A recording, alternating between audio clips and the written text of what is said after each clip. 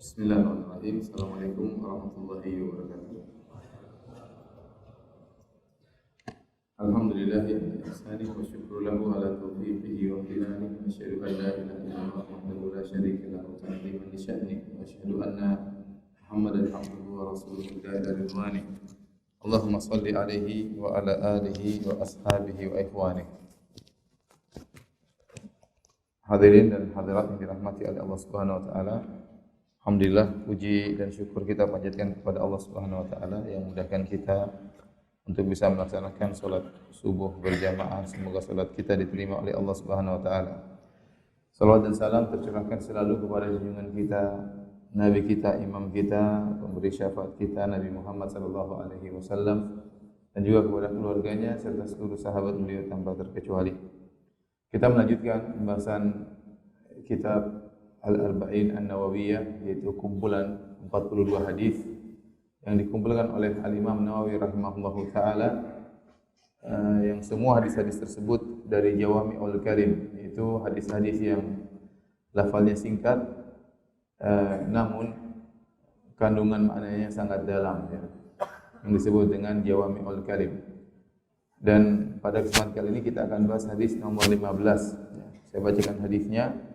An Abi Hurairah radhiyallahu taala anhu, dari sahabat yang mulia Abu Hurairah radhiyallahu taala anhu, an Rasulillah sallallahu alaihi wasallam, dari Rasulullah sallallahu alaihi wasallam, beliau bersabda, "Man kana yu'minu billahi wal yawmil akhir falyaqul khairan aw liyasmut." Barang siapa yang beriman kepada Allah dan hari akhirat, hendaknya dia berucap yang baik atau hendaknya dia diam. Wa man kana yu'minu billahi wal yawmil akhir falyukrim jarahu. Barang siapa yang beriman kepada Allah dan hari akhirat, hendaknya dia muliakan tetangganya. Wa man kana yu'minu billahi wal yawmil akhir falyukrim dhaifahu. Barang siapa yang beriman kepada Allah dan hari akhirat, falyukrim dhaifahu, hendaknya dia muliakan tamunya. Rawahul Bukhari wa Muslim. Hadis ini hadis yang sahih yang diriwayatkan oleh Al-Imam Al-Bukhari dan Al-Imam Muslim. Yang hadis ini mengajarkan kita, ya, untuk beradab dengan 3 adab, ya, yang insyaallah akan kita bahas pada kesempatan kali ini. Hadirin dan hadirat yang dirahmati Allah Subhanahu wa taala, di sini ada 3 perkara yang Nabi sallallahu alaihi wasallam sebutkan, ya. Man kana yu'minu billahi wal yawmil akhir.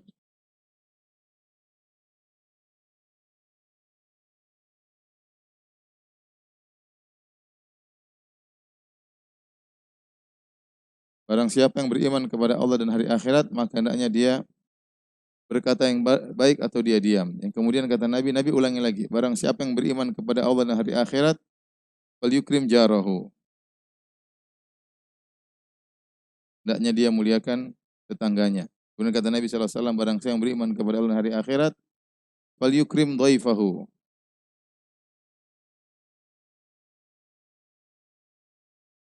Falyukrim dhaifahu. Barang siapa yang beriman kepada Allah dan hari akhirat, maka hendaknya dia berkata baik, ya,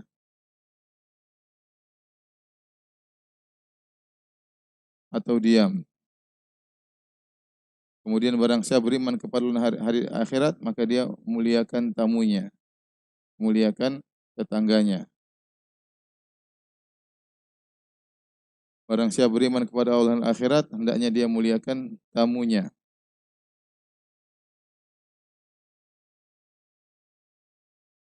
Di sini ada 3 perkara. Ini yang pertama, yang kedua, ya,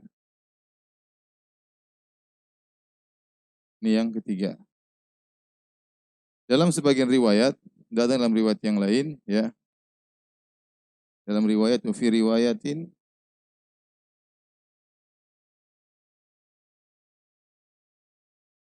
fala yu'zi jarahu. Artinya, jangan dia ganggu tetangganya. Jangan ganggu tetangganya.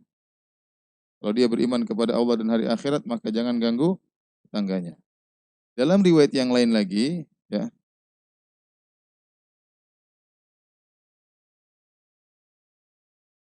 falyasil rahimah.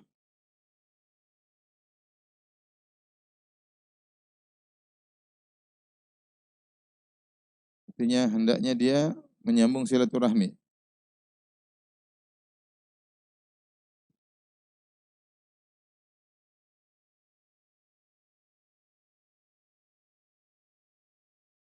Rahimnya. Ini kira-kira riwayat yang datang dalam hadis ini ya. Semua perintah ini Nabi buka dengan perkataan man kana yu'minu billahi wal yaumil akhir. Barang siapa beriman kepada Allah dan hari akhirat, maka hendaknya dia berkata baik atau diam, maka hendaknya dia muliakan tetangganya, maka hendaknya dia muliakan tamunya, ya. Semuanya dibuka dengan sabda Nabi, barang siapa beriman kepada Allah dan hari akhirat. Dalam riwayat, maka dia jangan ganggu tetangganya. Dalam riwayat, maka hendaknya dia sambung silaturahmi. Kenapa Nabi membuka dengan perkataan man kana yu'minu billahi wal yaumil akhir, barang siapa beriman kepada Allah dan hari akhirat? Karena perkara ini ya tidak mudah untuk dilakukan, ya. Tidak mudah orang untuk menjaga lisannya, berkata baik atau diam, kecuali orang yang benar-benar beriman akan ada hari pembalasan. Ada namanya hari akhirat, ada namanya hari kebangkitan, ada hari namanya seorang dihisab, disidang oleh Allah Subhanahu wa taala. Ada hari di mana perkataan dia akan ditimbang oleh Allah Subhanahu wa taala, dan ada hari di mana dia akan diberi balasan dari perkataannya surga atau neraka. Maka hanya orang yang beriman kepada hari akhirat dengan iman yang benar, dia akan bisa ya menjaga lisannya. Demikian juga mengenai memuliakan tetangga, memuliakan tamu, menyambung silaturahmi, ini semua pekerjaan butuh dengan pengorbanan biaya ya. Memuliakan tetangga ya di antaranya perlu biaya. Kita masak makanan buat mereka, kita belikan makanan buat mereka, kita muliakan mereka. Demikian juga menjamu tamu ya. Ini juga perlu biaya, ada tamu datang ya, kita masak masakan yang enak atau kita belikan makan yang enak untuk menjamu tersebut. Demikian juga untuk menyambung silaturahmi butuh biaya, untuk berbuat baik kepada kedua orang tua, untuk berbuat kepada kakak dan adik ya, kepada tante, kepada bibi, ini semua perlu biaya. Makanya Nabi buka hadis ini dengan barang siapa yang beriman kepada Allah dan di hari akhirat. Karena kalau orang tersebut pelit ya, susah bagi dia untuk menjalankan ini seluruhnya. Betapa banyak orang memutuskan silaturahmi. Kenapa? Karena pelit. Betapa banyak orang tidak memuliakan tetangganya. Kenapa? Karena perhitungan. Betapa banyak orang tidak memuliakan tamunya. Kenapa? Karena takut duitnya habis. Ya. Pelit. Makanya dalam hadis kata Nabi SAW, "Wala yajtami' syuh wal iman fi qalbi abdin abada." Dalam hadis riwayat Nasa'i dengan sanad yang sahih. Kata Nabi SAW, tidak akan berkumpul dalam hati seorang hamba iman dan pelit. Iman dan pelit. Oleh karenanya iman dan pelit itu adalah dua hal yang kontradiktif, tidak mungkin bersatu. Jika seorang imannya kuat, pasti pelitnya sedikit. Dan sebaliknya, jika seorang pelitnya kuat, bakhilnya kuat, maka imannya sedikit. Ya. Tidak mungkin ada orang soleh tapi pelit ini. Ya. Ini soleh ngawur ya. Ada orang soleh tapi pelit, ini solehnya dipertanyakan. Ya, solehnya dipertanyakan. Karena kata Nabi, wala yajtami' syuh wal iman fi qalbi abdin abada. Tidak akan berkumpul keimanan dan pelit dalam hati seorang selamanya. Yang pertama hadirin dan hadirat yang dirahmati oleh Subhanahu wa taala, ya. Adab yang diajarkan oleh Nabi adalah adab berbicara. Yang pertama apa? Adab berbicara. Perhatikan di sini kata Nabi, falyakul khairan aw liyasmut.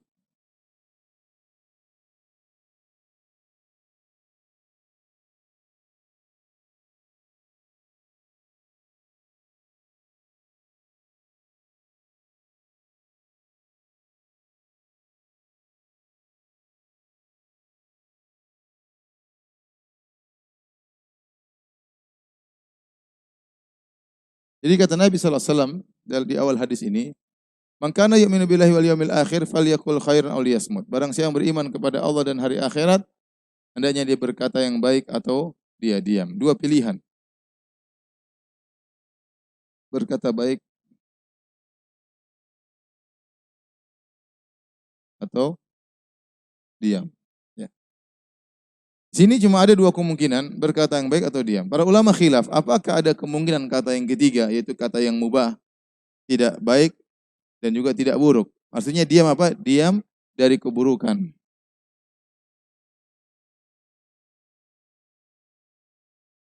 Apakah ada kata yang ketiga? Tidak baik dan tidak buruk, ada khilaf di kalangan para ulama. Dalam sebagian riwayat, jaga lisanmu fa innahu laka au alaik. Jagalah lisanmu karena lisanmu itu kalau bukan mendatangkan pahala, mendatangkan dosa. Sehingga sebagian ulama berpendapat kata-kata cuma dua. Kata yang baik maupun kata yang buruk. Ustaz, di sana kan ada kata-kata yang mubah. Kata-kata yang mubah. Di sini ada jenis tiga kata-kata yang mubah. Yang boleh. Contoh berbicara tentang peristiwa, ada kecelakaan, ada pesawat terbang. Bicara apa saja ini perkata yang tidak berpahala dan juga tidak dosa. Namun sebagian ulama mengatakan kata-kata yang mubah ini juga dua kemungkinan, bisa dibawa kepada yang baik, bisa dibawa kepada yang buruk. Betapa banyak perkara-perkara yang asalnya mubah, tapi kalau kita salah ngomong atau kita salah niat bisa menjadi kata yang baik atau kata yang buruk. Intinya para hadirin hadirat yang dirahmati Allah Subhanahu wa taala, Nabi atau Islam mengajarkan kita adab dalam berkata-kata, hendaknya kita renungkan sebelum kita berkata-kata. Apa yang akan kita ucapkan ini? Baik ataukah buruk? Kita renungkan terlebih dahulu. Kalau ternyata baik, kita ucapkan. Bahkan sebenarnya Allah mengatakan, kalau yang akan Anda ucapkan itu baik, renungkan lagi. Ungkapan mana yang maslahatnya lebih besar? Ungkapan mana yang pahalanya lebih besar? Maka renungkan, maka pilihlah yang itu. Pilihlah yang pahalanya lebih besar. Ya. Kalau ternyata tidak baik, masih ragu ini baik atau buruk, pahala atau tidak, mending diam. Mending diam. Nah kalau semua orang mengamalkan adab seperti ini, jadilah kita semua banyaknya pendiam. Ya. Mau bicara ngomong, gimana? Khair, alhamdulillah. Diam lagi, mikir lagi, baik atau tidak ya? Nah. Subhanallah. Karena sebagaimana amal dicatat, perkataan juga dicatat. Ya. Disebutkan oleh sebagian ulama, man adda ya kalamahu min amalihi ya qalla kalamuhu ya. Barang siapa yang menganggap perkataan dia termasuk dari amal perbuatannya, dia akan sedikit berbicara. Kenapa kita terkadang bicara tanpa kita perhitungan? Karena kita mungkin menganggap perkataan kita ini bukan amalan yang tercatat. Padahal perkataan ini dicatat. Allah sebutkan secara khusus dalam Al-Quran, ya, wa qad khalaqnal insana wa na'lamu ma tuwaswisu bihi nafsuh wa nahnu aqrabu ilaihi min hablil warid idh yatalaqqal mutalaqiyani 'anil yamini wa 'anil shimali qa'id ma yalfidhu min qawlin illa ladaihi raqibun atid. Kata Allah Subhanahu wa taala, idh yatalaqqal mutalaqiyani 'anil yamini wa 'anil shimali qa'id. Kata Allah Subhanahu wa taala di awalnya, ya, wa nahnu aqrabu ilaihi min hablil warid. Kami lebih dekat kepada sang hamba daripada urat nadinya. Ini maksudnya kami di sini adalah malaikat yang lebih dekat kepada seorang hamba daripada urat nadinya. Dan Allah sering menggunakan kata kami, maksudnya para malaikat. Contoh seperti firman Allah Subhanahu wa taala, fa idza qara'nahu fattabi' qur'anah. Kalau kami bacakan Al-Qur'an wahai Muhammad, maka ikutilah. Padahal yang baca malaikat Jibril. Ya. Padahal yang baca malaikat Jibril. Allah menggunakan kami, padahal maksudnya adalah para malaikat. Fa idza qara'nahu fattabi' qur'ana. Kalau kami baca Al-Qur'an, maka ikutilah waktu Jibril mentalqin Nabi sallallahu alaihi wasallam, ya. Ya. Dalam ayat yang lain kata Allah, wa nahnu aqrabuhu ilaihi minkum walakin la tubsirun. Tatkala seorang akan meninggal dunia, kata Allah, wa nahnu aqrabu ilaihi minkum. Kami lebih dekat kepada orang yang akan meninggal daripada penjenguknya. Walakin la tubsirun, akan tapi kalian tidak melihat kami. Maksudnya malaikat, ya. Malaikat datang ingin mencabut nyawanya, orang-orang penjenguknya di sekitarnya, tapi malaikat lebih dekat daripada mereka, siap mencabut nyawanya. Ya. Demikian juga waktu Allah mengatakan, ya, wa nahnu aqrabu ilaihi min hablil warid, dan kami lebih dekat daripada urat nadi, ya. Ini bukan dalil bahwasanya Allah di mana-mana, jangan salah paham, ya. Kalau Allah di mana-mana, maka tidak perlu ada kata lebih dekat. Paham? Karena Allah ini logika antum, ya. Kalau sebagaimana dipahami oleh sebagian orang yang tersesat, mereka mengatakan Allah di mana-mana. Allah di mana-mana maksudnya di mana? Semua di mana? Apakah di masjid ada Allah, di lantai 1 ada Allah, di toilet ada Allah, tempat sampah ada Allah? Tentu tidak benar. Ini perkataan yang buruk, ya. Dalam perut hewan ada Allah. Kalau di mana-mana, berarti Allah di mana-mana. Dan itu tidak benar, ya. Kalau di surga ada Allah, di neraka ada Allah, enggak benar. Kalau ada perkataan Allah di mana-mana, melazimkan tidak ada perkataan lebih dekat. Karena kalau Allah di mana-mana, maka kedekatan Allah dengan saya sama dengan kedekatan Allah dengan Anda, sama dengan kedekatan Allah dengan hewan, sama dengan kedekatan Allah dengan toilet. Berarti tidak ada perkataan lebih apa? Dekat. Paham? Makanya ayat-ayat yang tadi saya bacakan, kami lebih dekat daripada urat nadi kalian, kami lebih dekat daripada orang yang sakit daripada kalian. Maksudnya malaikat. Makanya setelah itu Allah mengatakan, wa nahnu aqrabu ilaihi min hablil warid, dan kami lebih dekat kepada kamu daripada urat nadimu. Kapan? Idz yatalaqal mutalaqiyani. Tatkala kedekatan itu, idz yatalaqal mutalaqiyani anil yamini wa anil shimali. Tatkala dua malaikat mencatat. Di situ maksudnya kedekatan, catatan, malaikat ada sebelah kanan, sebelah kiri mencatat. Kata Allah, ma yalfidhu min qaulin illa ladaihi raqibun atid. Tidak ada satu perkataan pun yang diucapkan, dan ini kalau kita belajar usul fikih ya, Allah berfirman, ma yalfidhu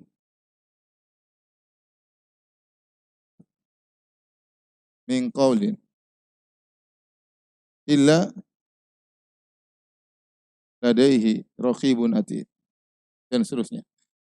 Ya, tidak ada satupun perkataan yang diucapkan min qaulin ya. Ini umum. Tidak ada satu perkataan yang keluar kecuali apa? Tercatat. Ini menguatkan pendapat sebagian ulama yang tadi kita sebutkan, bahwasanya perkataan itu cuma dua, baik atau apa? Buruk. Pahala atau apa? Dosa. Tidak ada yang tengah-tengah. Saya katakan tadi ada khilaf ya. Oleh karena kita kalau ngobrol sama istri, baik atau buruk, kalau kita niatkan menyenangkan hatinya, berpahala. Ya. Bahkan perkataan yang mubah, ya itu bisa menjadi berpahala atau bisa menjadi dosa. Ya.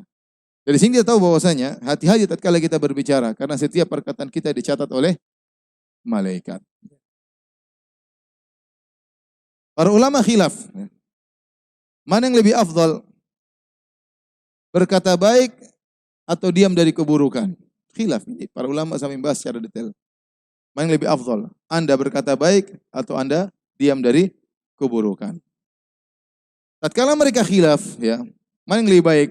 Berkata baik atau diam dari keburukan? Ini dalil bahwasanya berkata baik adalah ibadah, diam dari keburukan juga ibadah. Ya. Sebagaimana berkata baik adalah ibadah,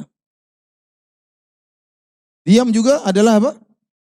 Ibadah. Sampai ulama khilaf, mana yang lebih baik? Berkata baik atau diam dari keburukan? Jangan Anda menyangka bahwasanya beribadah hanya dengan berkata-kata. Bahkan Anda diam, menahan diri daripada salah ngomong. Itu juga ibadah di sisi Allah Subhanahu wa taala. Oleh karenanya diriwayatkan Luqman pernah berkata, ya, kata Luqman, "Idza kana al-kalam min fiddah fas-sukutu fa inna as-sukutu min dhahab." Kalau berkata-kata itu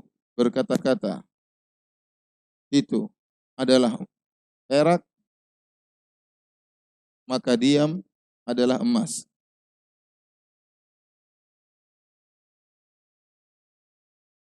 Kalau berkata-kata adalah perak, maka diam adalah emas. Ini yang menguatkan sebagian ulama berpendapat bahwasanya diam lebih utama daripada berkata-kata. Maka ada satu ibadah yang Anda diam saja Anda dapat pahala. Di antaranya ibadah apa? Diam. Orang lagi ngomong sana ngalur ngidul, ente diam aja sudah, jangan ngomong. Ente ngomong, takutnya salah ngomong. Ente komentar, takutnya salah komentar. Tidak semua Anda harus komentar. Tidak semua Anda harus tampil. Antum masuk dalam suatu percakapan di Facebook. Mulai orang debat-debat berkelahi di situ. Gatal mengetik. Jangan dulu. Ya. Dapat pahala. Tidak semua harus kita komentari. Tidak semua harus kita ucapkan. Masuk dalam suatu pertemuan, rapat, ribut, rame ribut sana. Ente mikir, saya ngomong ini manfaat atau tidak. Kalau ada manfaatnya ngomong. Kalau enggak ada, masih dikhawatirkan ilmu kemudaratan atau tidak, udah mending diam. Sungguhnya diam Anda juga berpahala di sisi Allah Subhanahu wa taala. Ibadah yang mudah. Diam, tidak melakukan apa-apa, menahan diri, maka berpahala di sisi Allah Subhanahu wa taala. Kenapa yang Sebagian ulama berpendapat diam lebih baik daripada berbicara karena sebagian kaidah mengatakan menahan diri dari maksiat lebih besar pahalanya daripada melakukan kebajikan. Ini pendapat sebagian ulama.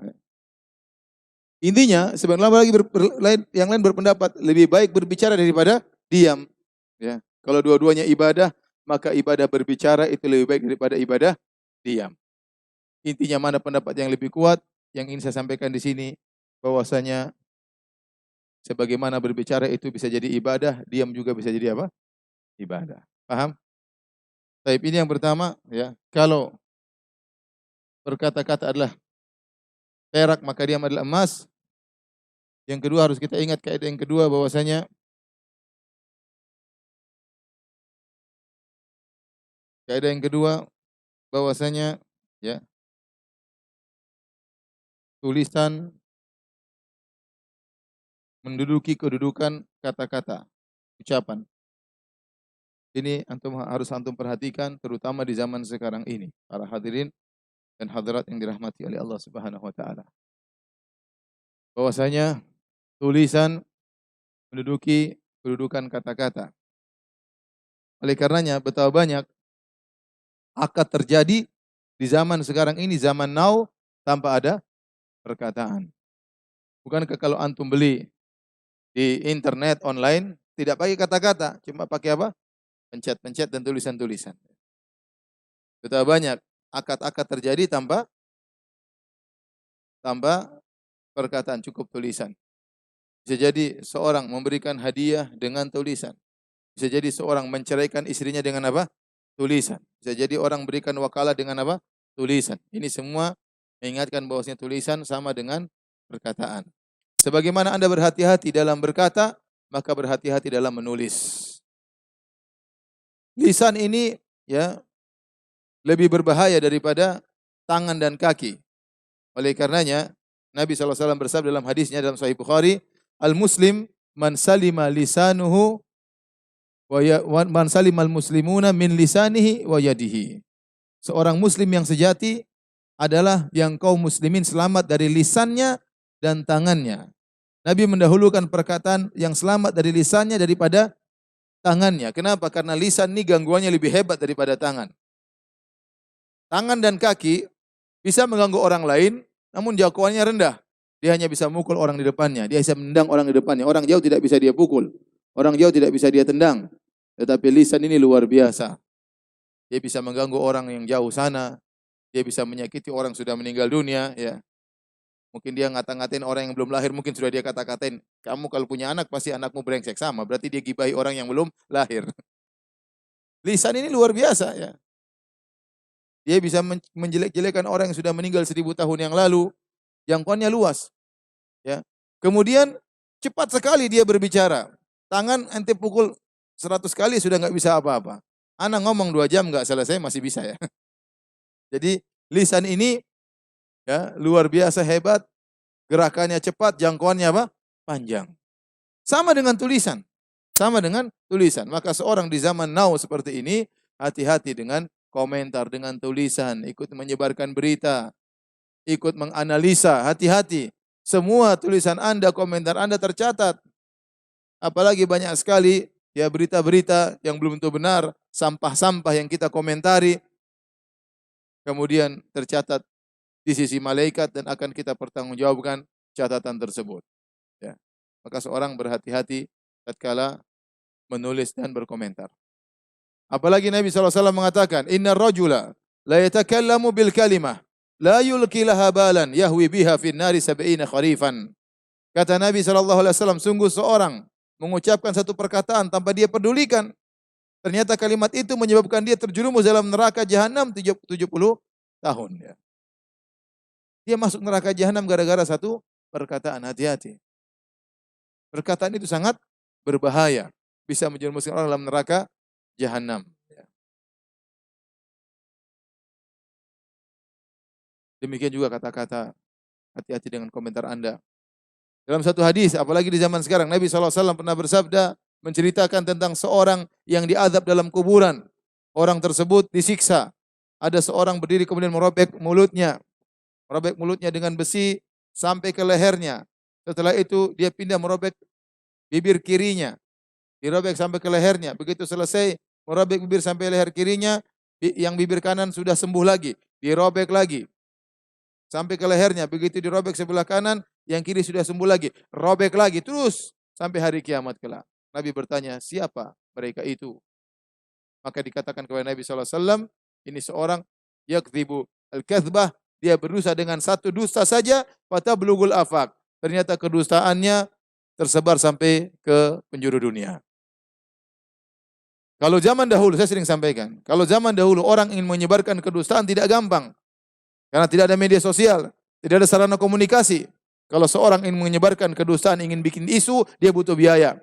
Dia panggil mungkin orang yang berdusta, dia sewa orang tersebut untuk naik kuda ke utara, ke timur, ke barat, ke selatan, agar isu tersebut, dusta tersebut bisa tersebar di penjuru dunia. Itu zaman dulu, tidak gampang. Belum sewa orang tersebut, mana mulutnya yang paling ember, suruh apa? Cerita ke sana sini.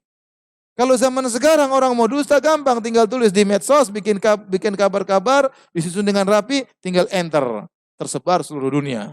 Hari itu juga bibirnya dirobek-robek. Ya, hati-hati. Antum sekarang berada di zaman dusta tersebar di mana-mana, hati-hati. Jangan antum berdusta, jangan antum juga ikut menyebarkan dusta. Tidak semua yang berita sampai kepada kita kemudian langsung kita sebarkan. Ingat, seseorang terkadang berucap dengan satu kata tidak dia pedulikan membuat dia terjerumus dalam neraka jahanam. Seorang terkadang tidak peduli dengan apa yang dia tulis, apa yang dia komentari, kemudian akhirnya menyebabkan dia masuk dalam neraka jahanam. Betapa orang berkomentar sedikit bikin ramai orang satu Indonesia. Betapa banyak orang komentar ternyata ngawur, bohong di tengah. Orang semua tahu dia dusta. Mengerikan. Dia tidak pedulikan. Seakan-akan semua tulisan itu tidak tercatat. Meskipun dia sudah hapus, dicatat oleh malaikat, tidak akan terhapus catatan tersebut. Ya. Tidak akan terhapus. Ya. Historinya tetap ada. Dan dia akan melihat hasilnya pada hari kiamat kelak. Maka jaga lisan Anda. Ingat sebagaimana berkata-kata merupakan ibadah, diam juga merupakan apa? Ibadah. Hati-hati. Ya.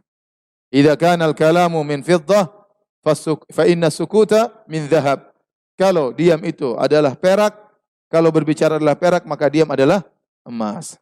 Dari sini antum tahu juga jangan terlalu mau harus saya yang tampil, saya yang berbicara, tidak harus ya akhi. Tidak harus. Ya, kalau saya ustadz ya harus tampil, mau apa lagi ya. Ini sudah qadarullah ya. Mau diapain ya. Saya harus banyak ngomong ya. Karena kalau saya ngomong sedikit antum marah-marah. Baru sedikit pengajian sudah buyar ya. Saya harus banyak ngomong, mau apa lagi qadarullah ya. Tapi itulah rawan lagi di zaman sekarang ini. Taib. Ini yang pertama yang diajarkan oleh Nabi dalam hadis ini, adab dalam berbicara hendaknya kita pikirkan. Karenanya sebagaimana antum berbicara di publik, antum pikirkan, berbicara dengan orang tua, antum pikir dulu ini menyenangkan enggak hati ibu saya kalau saya ngomong demikian? Apakah menyenangkan hati bapak saya kalau saya ngomong demikian? Pilih kata-kata untuk menyenangkan ayah dan ibu. Demikian terhadap istri, jangan kita asal ngomong. Pilih kata-kata yang menyenangkan hati istri kita, yang membahagiakan hati istri kita, yang buat hatinya berbinar-binar ya. Ya, pilih kata-kata, ngomong sama anak, pilih kata-kata. Ini semua berpengaruh dalam kehidupan kita ya. Kalau kita beriman dengan hadis ini, kita tahu setiap ucapan kita itu bisa mendatangkan pahala atau bisa mendatangkan dosa. Bahkan dalam perkara-perkara yang mubah, ngobrol suami istri, ngobrol dengan anak. Kalau kita niatkan karena Allah, perkataan itu semua bisa tercatat dan itu merupakan aliran pahala bagi kita. Ya, ingat, man kana yu'minu billahi wal yawmil akhir falyakul khairan aw liyasmut. Barang siapa beriman kepada Allah dan hari akhirat, maka hendaknya dia berkata yang baik atau dia diam. Baik. Yang kedua, kita berbicara tentang adab bertetangga. Sekarang yang kedua, adab bertetangga. Ya.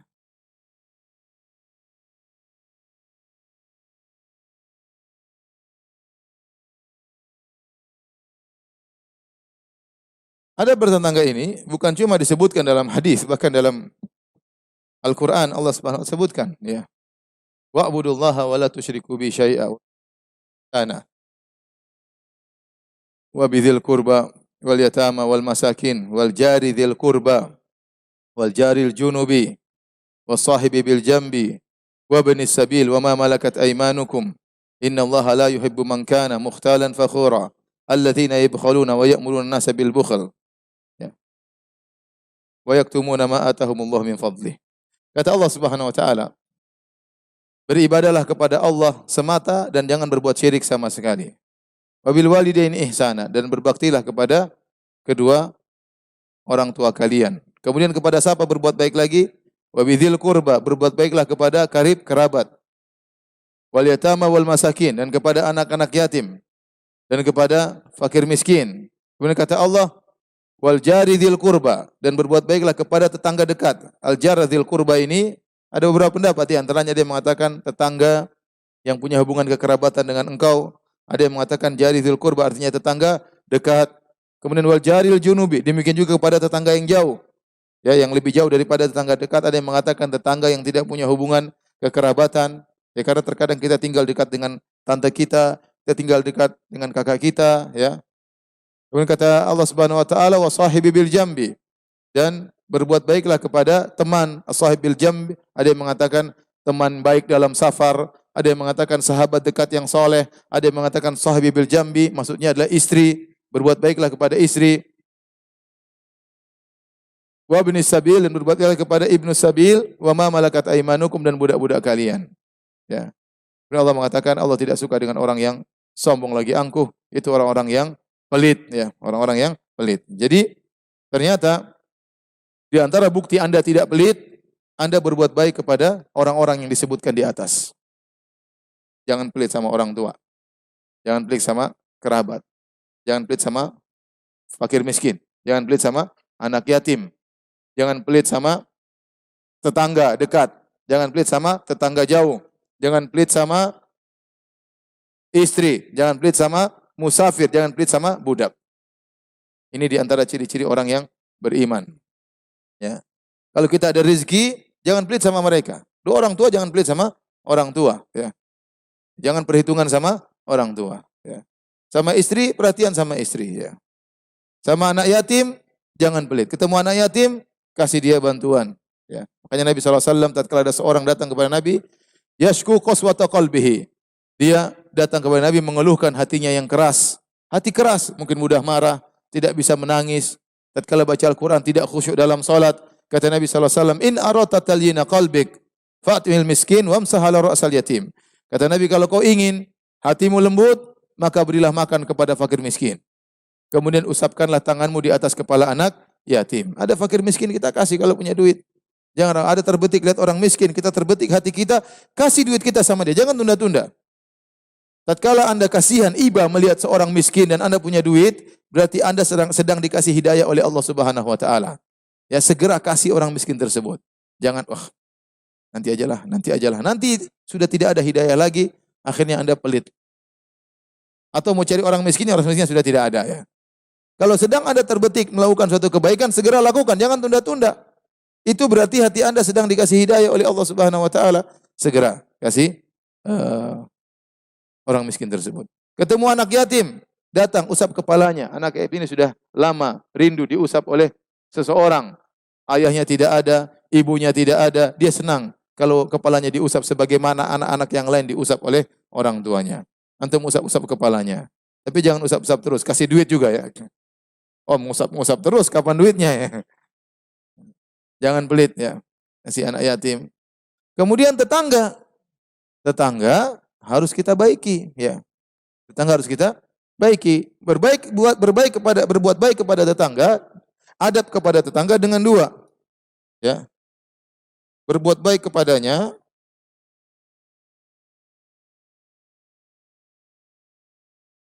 yang kedua, fala yu'zi jarahu, tidak mengganggunya. Subhanallah, agama ini sangat sempurna. Sampai tetangga aja diajarkan, sampai disebut dalam Al-Quran. Makanya dalam hadis Abdullah bin Amr bin As, ya sampai tetangga kafir. Abdullah bin Amr bin As radhiyallahu anhu, dhahaba syatan. Dia menyembelih seekor kambing, kemudian dia bagi-bagikan, kemudian dia bertanya, hal ahdaitum li jarinal yahudi thalatha marrat. Dia bertanya, apakah kambing sudah dibagikan kepada tetangga kita orang Yahudi? Dia tanya, Fa inni sami'tu Rasulullah sallallahu alaihi wasallam yaqul, aku mendengar Rasulullah sallallahu bersabda, la yazalu Jibril yusini bil jar hatta dhanantu annahu sayuwarrithuhu. Sungguhnya aku mendengar Nabi sallallahu alaihi wasallam bersabda, senantiasa Jibril berwasiat kepadaku tentang berbuat baik kepada tetangga. Senantiasa Jibril mengingatkan aku untuk berbuat baik kepada tetangga. Saking seringnya sampai aku menyangka tetangga itu akan jadi ahli waris. Seandainya tetangganya meninggal, dia ikut dapat warisan. Saking sering Nabi menyuruh untuk perhatian terhadap tetangga. Ini dalil bahwasanya berbuat baik kepada tetangga itu tanda iman. Berbuat baik kepada tetangga menunjukkan Anda tidak pelit. Ya. Kalau Anda ternyata tidak berbuat baik kepada tetangga, ini tanda Anda imannya kurang. Ini tanda Anda agak pelit. Ya. Dan untuk berbuat baik kepada tetangga atau ada bertangga ada dua. Berbuat baik kepadanya dan tidak mengganggunya. Sebagaimana Anda berbuat baik kepada tetangga, pahalanya besar. Demikian juga kalau Anda mengganggu tetangga, dosanya besar. Makanya, ya, Nabi SAW mengatakan, ya, wallahi la yu'min, wallahi la yu'min, wallahi la yu'min. Sungguh tidak beriman, sungguh tidak beriman, sungguh tidak beriman. La yu'min, la yu'min, la yu'min. Tidak beriman, tidak beriman. Sampai 3 kali Nabi bilang. Man ya Rasulullah, khaba wa khasir. Siapa itu orang tidak beriman yang Anda ucapkan 3 kali? Sungguh merugi orang tersebut. Kata Nabi SAW, man lam ya'man jaruhu bawa'iqahu. Orang yang tetangganya tidak merasa aman dari gangguannya. Selalu terganggu dengan kita, tetangga kita itu. Ada orang si A dan si B bertetangga. Si B selalu terganggu dengan si A. Si A kalau mutar televisi terlalu keras, suaranya sampai kepada si B. Kalau buang sampah sembarangan, sampahnya baunya lari ke B. Kalau siram bunga terlalu banyak airnya sehingga lari ke pekarangan si B, ya. Selalu mengganggu si B. Ya. Kalau ngobrol sama istrinya teriak-teriak sehingga mengganggu apa? Si B, ya. Ada cerita lucu, kisah nyata, ya. Jadi ada tetanggaan, ya, tetanggaan. Salah satu tetangga kalau manggil istrinya keras-keras, seperti marah-marah. Tapi kalau manggil sayang, tapi tetap aja manggilnya apa? Sayang, meskipun teriak-teriak. Sayang, ini tapi manggilnya sayang. Sering didengar sama tetangganya. Sampai istri tetangganya bilang sama suaminya, Mas, kamu tuh koyok itu loh, tetangga kita tuh loh, meski marah-marah manggil apa? Sayang, sayang. Akhirnya tetangganya itu, ini tetangga gini, saya jadi diprotes sama istri saya. Akhirnya dia pergi sama tetangganya. Kamu itu manggil-manggil suara istrimu kenceng-kenceng, sayang, sayang. Sampai istri saya bilang begini, ya bukan apa-apa, istri saya budek.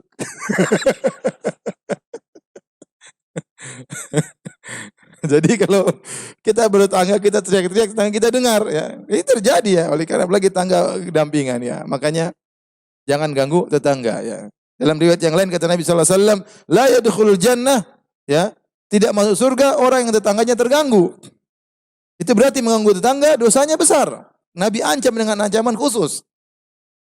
Sehingga Anda tahu berbuat baik itu pahalanya besar, berbuat buruk sama tetangga juga dosanya apa? Besar. Makanya waktu Nabi ditanya, ayu dzambi a'zam, dalam hadis Ibnu Mas'ud. Ya Rasulullah, dosa apa yang paling besar? Nabi sebutkan 3. Kata Nabi SAW, anta ja'ala lillahi niddan wa huwa khalaqak. Yang pertama, engkau mengambil tandingan bagi Allah, itu berbuat syirik. Engkau beribadah kepada selain Allah, sementara yang menciptakan kamu hanya Allah. Allah yang ciptakan kamu, Allah yang kasih rezeki kepadamu. Terus kau beribadah kepada selain Allah, kau berdoa kepada selain Allah, kau menyembelih untuk selain Allah, untuk jin, untuk wali, untuk nabi. Ini dosa paling besar. Yang kedua, kata Nabi SAW, antaqtula waladak khasyata an tat'am ma'ak, an yat'am ma'ak. Engkau membunuh anakmu khawatir dia ikut makan bersamamu. Yaitu kau membunuh anakmu sendiri, kau khawatir dia ikut menghabiskan rezekimu. Ini dosa besar. Yang ketiga kata Nabi SAW, kemudian apa yang ketiga Rasulullah? Kata Rasulullah SAW, antuzaniya halilata jarik. Kau menzinahi istri tetanggamu. Subhanallah, tadi malam saya ngisi pengajian.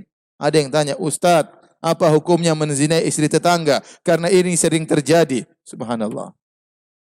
Dosa besar. Zina sendiri itu dosa besar. Wala taqrabu zina, innahu kana fahishatan wa sa'a sabila. Jangan kalian dekati zina, semuanya zina itu perbuatan keji dan buruk. Terlebih buruk lagi, zina bertingkat-tingkat. Zina yang paling rendah dosa besar, dan di antara tingkat yang paling parah adalah menzinai istri tetangga.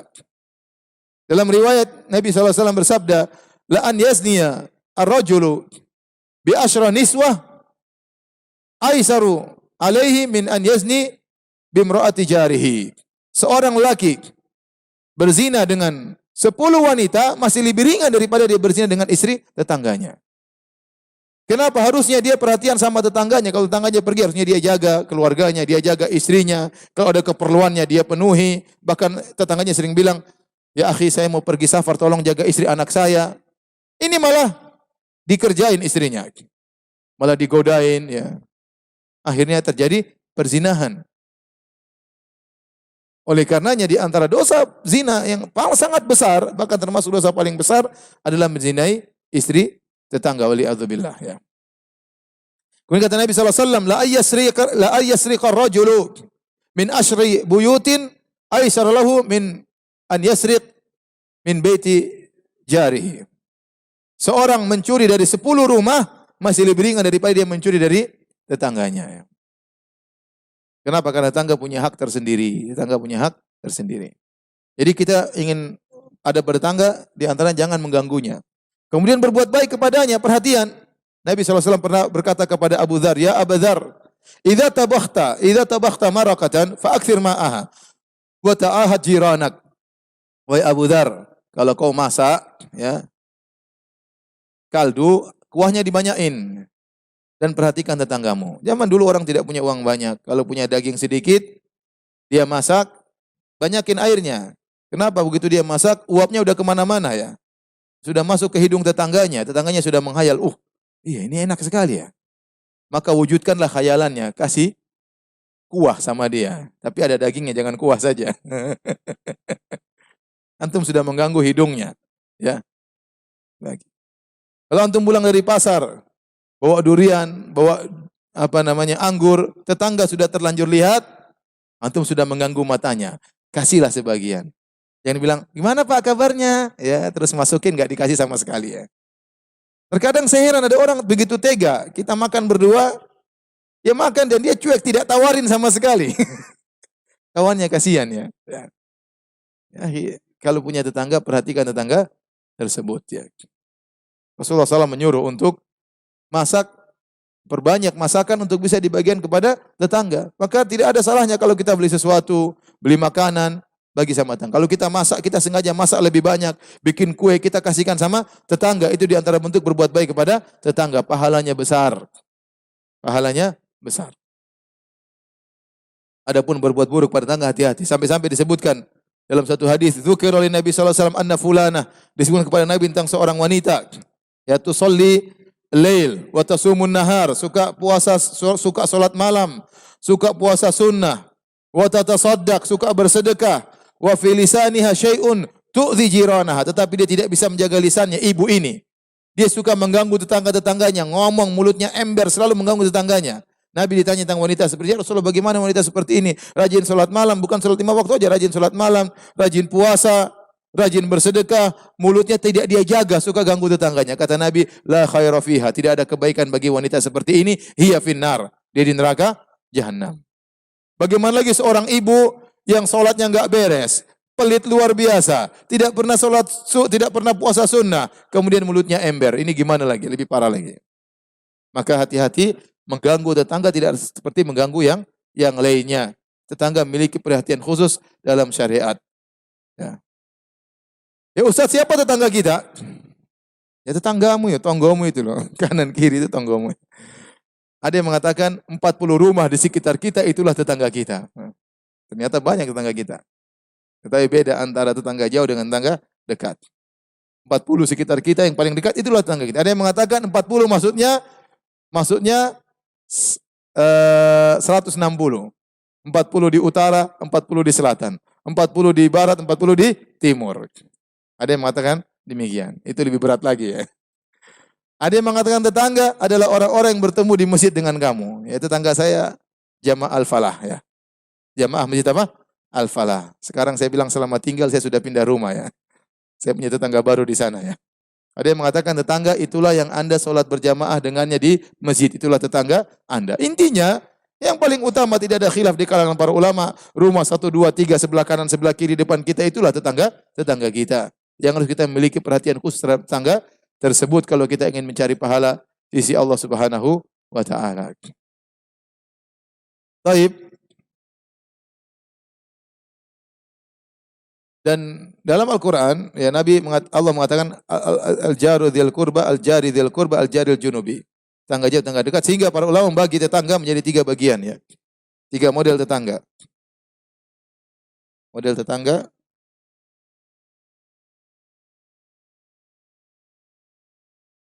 yang pertama, tetangga sekaligus kerabat.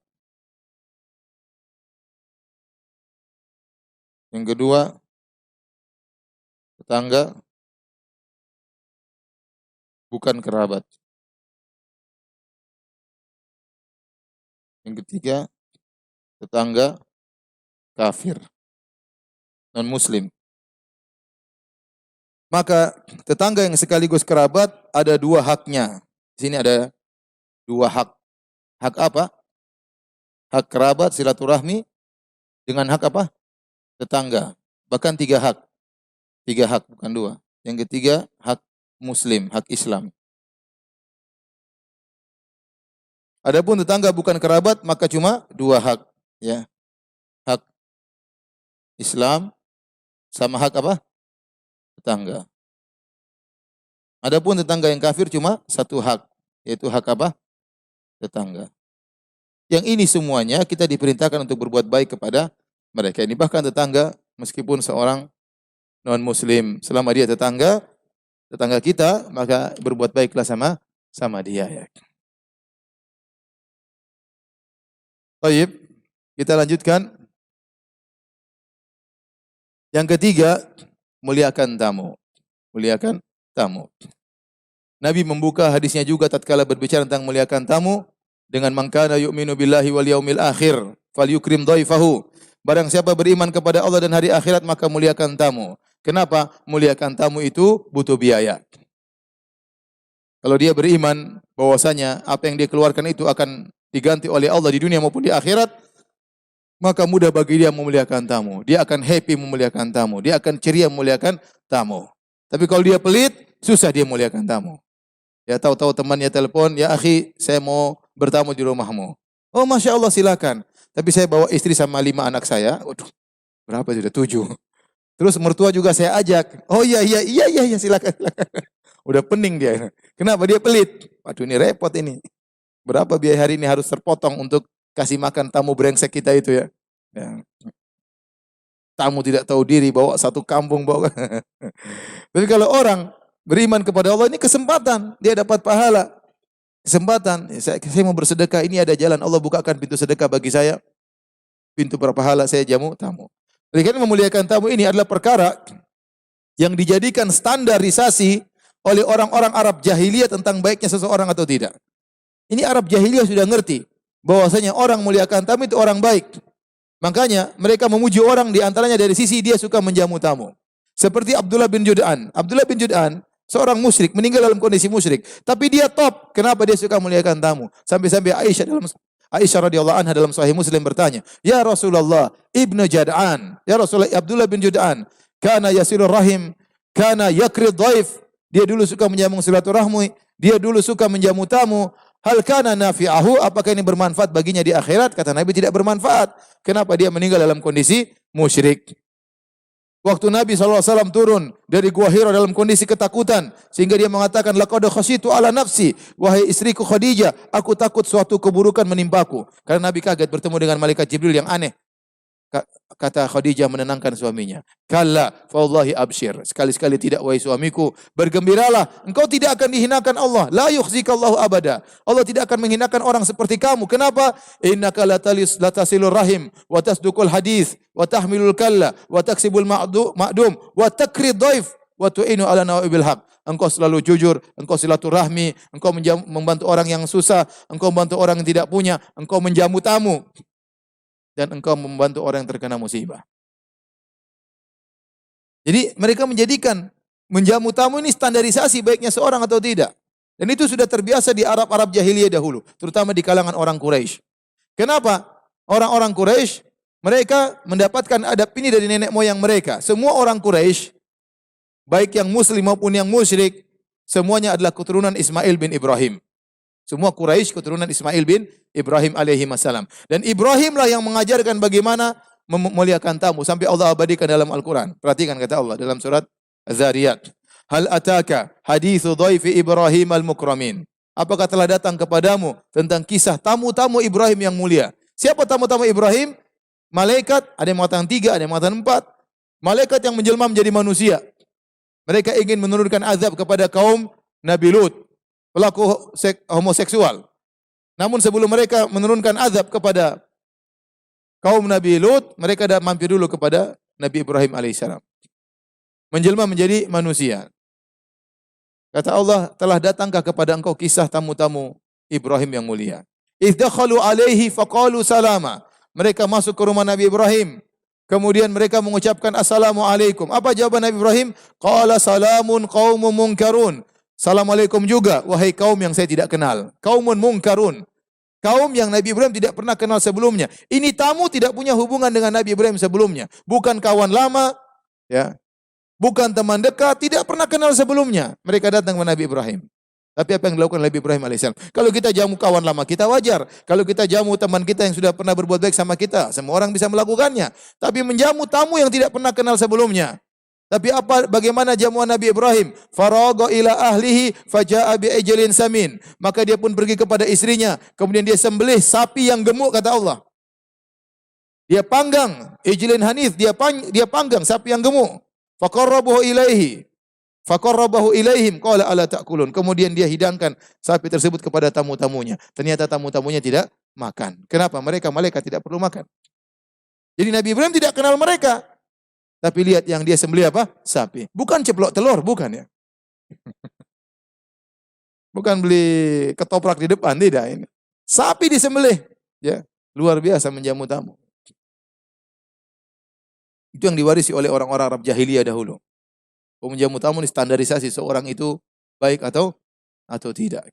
Makanya ya akhi, ya kalau antum didatangi tamu, kesempatan bagi antum untuk apa?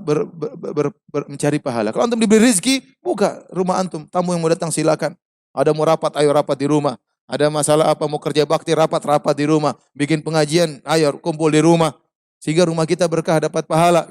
Karena kita sering menjamu tamu. Rezeki enggak akan habis, Allah akan kasih. Yang penting niat antum bukan cari pujian, bukan untuk dipuji-puji sama tetangga, tidak. Tapi antum mencari wajah Allah Subhanahu wa taala, ingin dapat pahala dari Allah Subhanahu wa taala, ya. Tapi kalau antum pelit, memang susah menjamu tamu, ya. Ya. Orang datang, "Ya fulan, saya dari luar kota." "Iya, mana?" "Saya mau main ke Jakarta." "Oh, tinggal di hotel mana?" "Enggak, saya enggak ke hotel, ke rumahmu." Repot. Udah bingung antum, ya terus. "Kapan pulangnya?" "Ya akhi, saya belum datang, ente tanya kapan pulangnya. Saya mau tinggal sebulan di situ." Menderita antum ya. Kalau orang pelit setengah mati ya. Taib, namun adab tetangga ada, adab menjamu tamu ada, adab tamu juga ada, ya. Adab tamu juga ada. Kata Nabi SAW, ya, "Man kana yu'minu billahi wal yawmil akhir falyukrim dhaifahu jaizatahu." Dalam sebagian riwayat. Barang siapa yang beriman kepada Allah dan hari akhirat, maka dia jamu tamunya. Jaizahnya yaitu yang wajib, ada khilaf di kalangan para ulama, ya. Wajib menjamu tetangga itu berapa hari? Perhatikan di sini, tamu. Wajib menjamu tamu berapa hari? Perhatikan di sini, tamu ada 2. Ada tamu orang sekitar yang juga tinggal di kota yang sama, ada tamu yang datang dari luar. Musafir, ya, istilah kita. Kalau tamu yang musafir ini lebih spesial lagi kewajibannya, lebih khusus lagi. Kalau tamu dalam kota secara umum kita berpahala kalau kita menjamu tamu. Yang lebih wajib lagi kalau tamu tersebut apa? Musafir. Kalau dia datang, maka kita hendaknya menjamunya. Nah, wajib kita menjamunya berapa hari? Ada khilaf di kalangan para ulama. Ada yang mengatakan wajib sehari saja. Ada yang mengatakan wajib 3 hari. Namun semua sepakat hari pertama kita harus serius. Karena Nabi mengatakan jaizatahu. Dia mendapatkan, ya, keistimewaan. Keistimewaan itu hari pertama. Jadi kalau kita perlu kita masak yang spesial hari tersebut. Kalau perlu kita pergi ke restoran belikan makan yang spesial hari tersebut. Hari pertama, siang malam makan istimewa. Hari kedua kembali kepada yang biasa. Tempe goreng. Kalau antum memang biasa makan goreng tempe, ya sudah. Ya makanan yang biasa sehari-hari. Kalau antum 3 hari spesial semua itu yang terbaik. Tapi kalau tidak mampu hari pertama spesial. Hari kedua, hari tiga biasa saja. Dia bertamu silakan. Dia tidur situ silakan. Hari keempat hendaknya dia ngerti dia harus pergi ya. Kalau dia tidak ngerti, antum kasih pengertian ya. Enggak apa-apa. Kalau antum mau bertahan sampai sebulan, dia tinggal situ, enggak apa-apa. Itu sedekah bagi antum. Tapi kalau antum bilang, silakan saya sudah selesai, silakan cari tempat lain, itu juga boleh. Itu juga enggak masalah. Hendaknya yang bertamu juga memiliki adab tamu. Karena Islam menjaga privasi seseorang. Kalau dia tinggal sebulan, bagaimana privasi kita? Terganggu ya. Terganggu ya. Saya pernah, waktu jadi mahasiswa, orang datang musafir ke rumah saya. Dia bertamu. Saya jamu hari pertama. Hari kedua saya jamu. Hari ketiga saya jamu. Ternyata dia tidak pulang-pulang. Dan kita tahu mahasiswa gajinya berapa ya. Saya gaji cuma 900 real. Saya ada istri, ada anak ya. Terus harus ini, harus ini, harus ini, harus ini. Ternyata, dan saya pun tidak berani mengusirnya ya. Sampai sebulan dia tinggal tempat saya, repot. Saya tidak punya ruang tamu saya dipakai untuk tinggal dia. Akhirnya saya privasi terganggu. Saya rasakan berarti benar. Syariat itu sangat logis. Benar kita disuruh muliakan tamu, tapi lebih dari 3 hari, boleh kita tidak memuliakan. Karena syariat juga menjaga privasi apa? Seseorang. Ya. Beda kalau kita punya rumah, kemudian ada ruang tamunya, mungkin bisa lama. Tetapi kalau sebagian orang tidak mampu, ya, kemudian tamu tersebut juga cuek-cuek saja, tinggal sampai sebulan makan tidur di situ. Nah, ini tidak benar. Maka seorang sebagaimana memuliakan tamu, tamu juga harus punya adab bertamu ya. Jadi inilah para hadirin hadirat yang dirahmati Allah Subhanahu wa taala, 3 adab yang diajarkan oleh Nabi sallallahu alaihi wasallam yang membuktikan seorang itu beriman kepada Allah dan hari akhirat. Ya. Maka seorang jangan pelit. Kalau dia punya rezeki ya, maka dia muliakan tetangganya, dia muliakan tamunya, dia sambung silaturahmi dan insyaallah akan diganti oleh Allah di dunia maupun di akhirat. Demikian saja. Kalau ada yang bertanya, saya persilakan. Wallahu taala alam bissawab.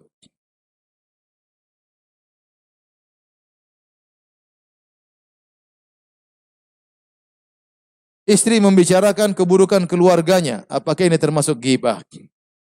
Iya, ini termasuk ghibah. Kita tatkala membicarakan keburukan keluarga dengan 2 tujuan. Kalau tujuannya hanya sekedar sebagai bumbu pembicaraan, maka itulah ghibah. Tapi kalau tujuannya kita ceritakan keburukan kakak kita, adik kita dalam rangka untuk mencari solusi, maka itu bukan ghibah. Ya. Atau kita dizalimi, kemudian kita mengeluh kepada suami kita, itu bukan ghibah. Kita berharap suami kita bisa mencari solusi. Ya. Maka tujuan kita berbicara hati-hati. Kalau tujuan kita hanya sekedar untuk sebagai bumbu pembicaraan, supaya ada asik, ada bahan omongan, bahan diskusi keburukan orang, maka itulah ghibah. Tapi kalau kita berbicara dalam rangka untuk mencari solusi, maka itu bukan ghibah. Apakah hukum salat berjamaah di mana imam terletak di lantai atas atau di atas makmum dan makmum terletak di lantai bawah? Dan bagaimana cara berbuat baik kepada tangga bagi mahasiswa yang ngekos? Ya. Harusnya kalau mahasiswa ngekos, tetangganya yang berbuat baik sama mahasiswa. Duitnya enggak ada. Kalau kita tidak bisa berbuat baik dengan duit, kita berbuat dengan keramahan. Dengan keramahan. Maka kita tetangga misalnya ada apa namanya kotoran di rumahnya, kita bersihkan. Tidak mesti berbuat baik dengan apa? Dengan duit ya. Bisa dengan tenaga, bisa dengan senyum, bisa dengan ramah kepadanya. Itu di antara berbuat baik kepada tetangga. La yukallifullahu nafsan illa wus'aha. Allah tidak membebani luar kemampuan. Adapun masalah imam di atas makmum di bawah enggak ada masalah. Imam di bawah makmum di atas juga tidak jadi masalah ya.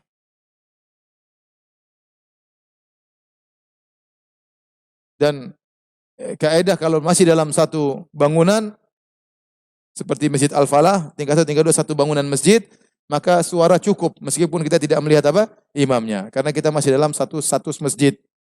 Ya, berbeda kalau kita di bangunan lain. Maka disyaratkan oleh para ulama harus makmum itu bersambung dan kita lihat makmum di depan kita. Baru kita sah menjadi makmum. Tapi kalau dalam satu bangunan cukup suara terdengar, maka sudah sah menjadi apa? Makmum karena satu bangunan seperti di Masjid Al-Falah. Ya.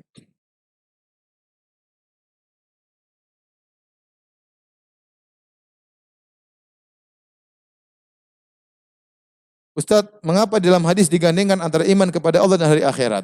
Allah alam tadi saya katakan, karena hal-hal yang disebutkan ini berkaitan dengan hanya orang yang yakin akan ada hari pembalasan, dia yang mampu melakukannya. Ya. Dia mampu melakukannya. Sehingga Nabi menyebutkan secara khusus ya. Karena saya beriman kepada Allah dan hari akhirat ya. Dan ini banyak dalam Al-Qur'an. Dzalika man kana yu'minu billahi, dzalika yu'adzu bihi man kana yu'minu billahi wal yaumil akhir. Wa may yattaqillaha yaj'al lahu makhraja. Dalam banyak ayat Allah mengatakan dalam beberapa ayat ini nasihat bagi orang yang beriman kepada Allah dan hari akhirat ya. Butuh keimanan kepada hari akhirat untuk bisa melaksanakan ini semua. Orang hanya bisa berbicara dengan baik kalau dia yakin dia ada hari pembalasan. Kalau dia yakin setiap perkataannya dicatat, maka dia berhati-hati dalam berbicara.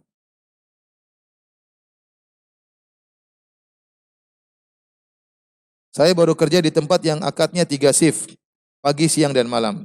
Apabila di hari Jumat saya dapat shift pagi, saya tidak bisa sholat Jumat karena pekerjaan tidak bisa digantikan oleh yang lain. Apa saya dosa dan harus keluar kerja? Allah alam, saya nggak tahu. Ya. Baik, demikian saja kajian kita.